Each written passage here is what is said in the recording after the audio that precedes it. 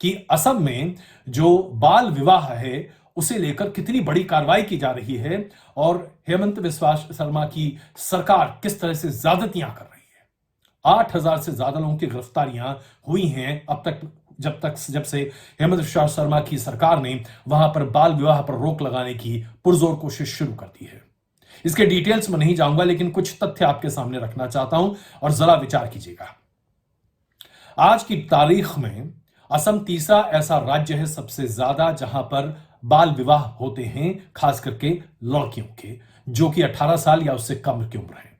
सबसे पहले नंबर पर है वेस्ट बंगाल, पश्चिम बंगाल, जहां 48% पूरे देश भर के बाल विवाह होते हैं, जिसमें बच्चियां की शादी कर दी जाती है। झारखंड दूसरे नंबर पर है, 36% उसका शेयर है, और 34% शेयर है असम का। लेकिन क्या आप जानते हैं कि टीन एज प्रेगनेंसी यानी कि 20 साल से कम उम्र की माएं सबसे ज्यादा किस राज्य में है? असम में। और इसमें 98% या उससे ज्यादा मुसलमान महिलाएं हैं या बच्चियां हैं, जो खुद अपना बचपन नहीं जी पा रही है। वो किसी बच्चे को पैदा करके उसे किस तरीके से आगे रखेगी? आप जरा सोचिए, इस पर विचार कीजिए। पूरे देश भर में 18 साल लड़कियों की शादी की उम्र मुकर्रर की गई, जिसे बढ़ाकर 21 करने की बात की जा रही है, ताकि उनके पढ़ाई लिखाई, उनके शारीरिक विकास का मौका मिल सके। लेकिन मुस्लिम पर्सनल लॉ के तहत प्यूबर्टी हासिल करने के साथ ही किसी भी बच्ची की शादी की जा सकती है, और इसकी औसत एज 15 साल मानी गई है।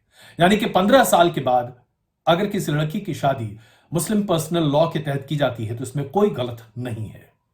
15 साल में शादी कर लीजिए, 17 साल में बच्चा पैदा कर लीजिए, 19 साल में दूसरा बच्चा पैदा कर लीजिए।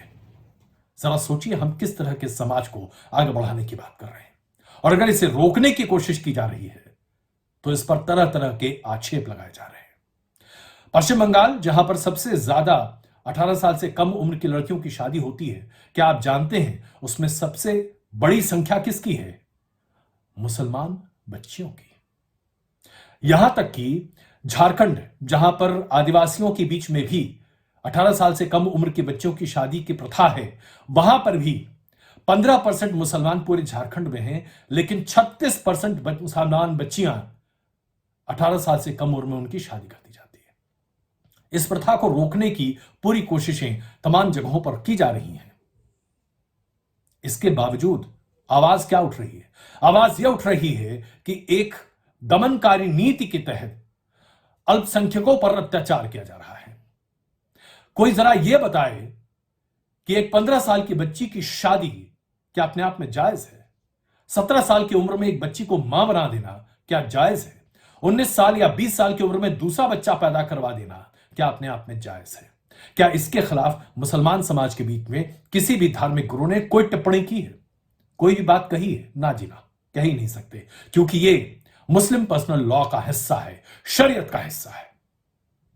और इन तमाम बातों से, इन रूढ़िवादी बातों से छुटकारा दिलाने के लिए जब यूनिफॉर्म सिविल कोड की बात की जाती है तो पूरा का पूरा मुस्लिम समाज उठकर खड़ा हो जाता है और यह कहता है कि यूनिफॉर्म सिविल कोड भारत में लागू नहीं किया जाना चाहिए।